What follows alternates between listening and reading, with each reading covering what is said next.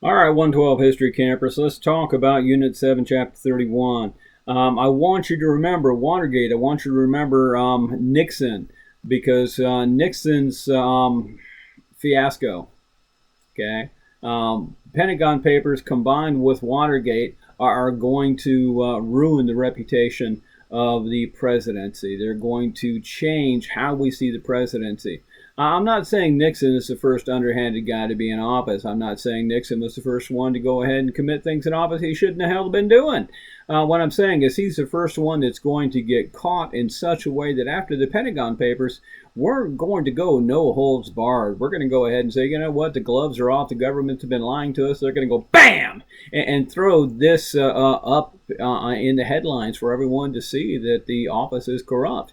What this does is, yes, it's awful, but it's going to expose the presidency and the government in such a way that it's going to cost the Republicans the presidency. When we get Ford in to take over, Ford's a good guy. He does his best to run. He does his best to repair it, but he's not going to have much choice except for to give the office up to Carter. And Carter's a wonderful man. He's a good Christian man, but as I said before, he's got no business running the country because, well, what happens is this, something blows up in his face. What blows up in his face is Iran. The book talks about Ayatollah Khomeini. It talks about the Republican Guard. This is what happens. There's going to be something that blows up in our face that we put back into action back in the late 40s, early 50s. What will happen is Iran, post World War II, had an election, and that election is going to put a Democratic president in office, and that Democratic president is going to say, hey, you know what we're going to do? Now that we have kicked the king and the royalty off the throne, we're going to go ahead and reclaim this region for us. We're going to go ahead and reclaim for Iran, and we're going to go ahead and nationalize our industries. Their industry is oil. What this does is this threatens the British. It threatens the British petroleum industry, which is going to threaten our supply of oil. And we say, oh, no, I don't think we want that to happen. So we're going to put the CIA to use, and what they will do is they will go ahead and stage a minor coup, kick their president off the throne, go ahead and put the royal family back on the throne. We're going to go ahead and put the Shah of Iran back on the throne in Iran. And the Shah isn't a nice guy. We don't care because he is pro-American. He is pro-democratic. He's not a nice guy. He's not a Democrat. But as long as he is going to sell us oil at a good price, that's all we really care about. That and he's not communist. Well, what will happen is in this time, you're going to see the rise of a political leader, Ayatollah Khomeini, and Khomeini is important because he will be taken, he'll be kicked out of the country, he'll be ostracized, but he will still be an actionary. And since we're looking at this growth of political movements, as we're looking at this struggle to decolonize, one of the things that's going to happen is this is going to come to fruition in Iran. You're going to see a whole movement led by Khomeini, who is literally out of the country. But what will happen is you're going to see a struggle that is pictured as civil rights, and what will happen is these people will rise up. You will see the Republican Guard, who are an element of the people and an element of Iran and Khomeini, and what they will do is they will rise up and they will attack the American embassy.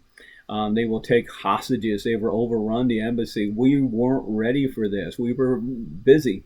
Okay, we weren't ready. We were busy. They're going to take hostages, and we're not going to be ready to go to war. We're not equipped to go to war. We've been phasing war out, and so we're going to get caught with our pants down. And they're going to take these Americans from the embassy, and they're going to hold them hostage. They're going to hold them hostage for well over a year.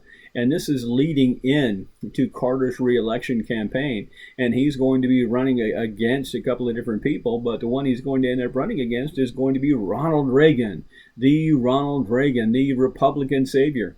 And what's going to happen is this, and Reagan is going to run as the strong man. Reagan is going to run as a version of Johnson, as a version of Ike, as a version of Roosevelt in such a way. It's like, listen, if we had presented a strong element, if we had a strong military, we could have put all this off.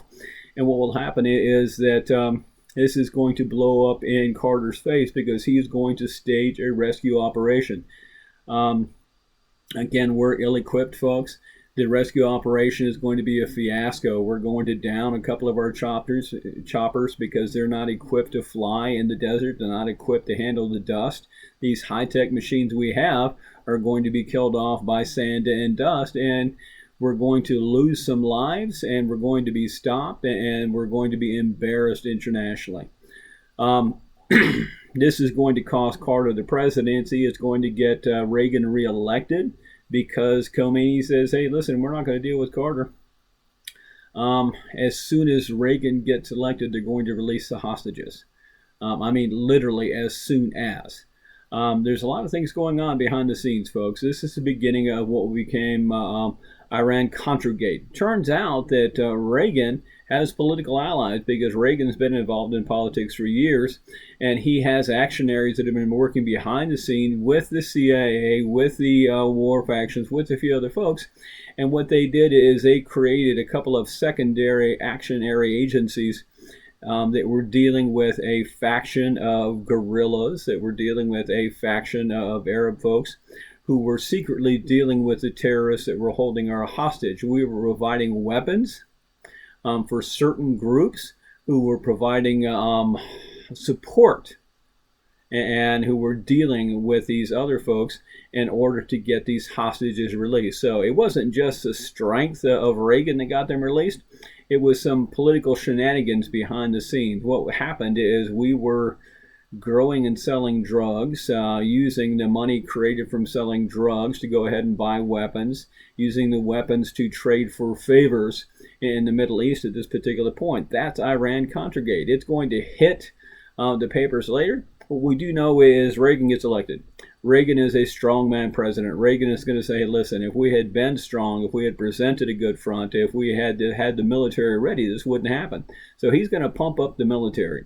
He is going to start pursuing something that Nixon picked up, something that we've not stopped doing. What he's going to do is say, listen, what we're going to do is we're going to create more weapons. We're going to go ahead and create more missiles. We're going to go ahead and make sure that if we're attacked, that we can attack back. We're going to make sure that if Russia decides they want to use a nuclear missile, well, gosh, if they want to blow us up, we're going to blow them up 10 times.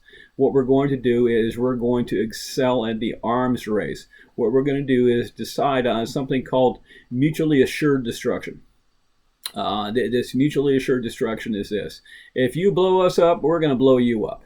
If you can blow us up 10 times, we're going to blow you up 15 times. What we're going to do is decide to stockpile missiles, stockpile weapons, stockpile nuclear armament in such a way that we have a plan A, a plan B, a plan C. And what we're going to do is pump a lot of money into this because it's all about that Cold War. And what we want to do is we've decided that the way to win the Cold War is via an arms race.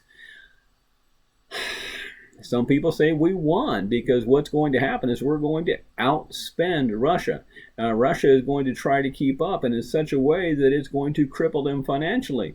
Eventually what will happen is we get Mikhail Gorbachev. And Gorbachev is going to come into office and he's going to, you know what, this isn't working for me. This isn't working for us. He's going to start a policy, and the policy is going to be part of a movement because we're going to have an uprising in Poland. We're going to have an uprising in a few of the communist states that are going to begin what becomes the solidarity movement. And this solidarity movement is going to roll into a couple more movements along the way. And the idea will be a change in the communist policy in the USSR that is going to create at least the beginnings of the end of the Cold War. So I will go ahead and pick this up in the next discussion. Thank you.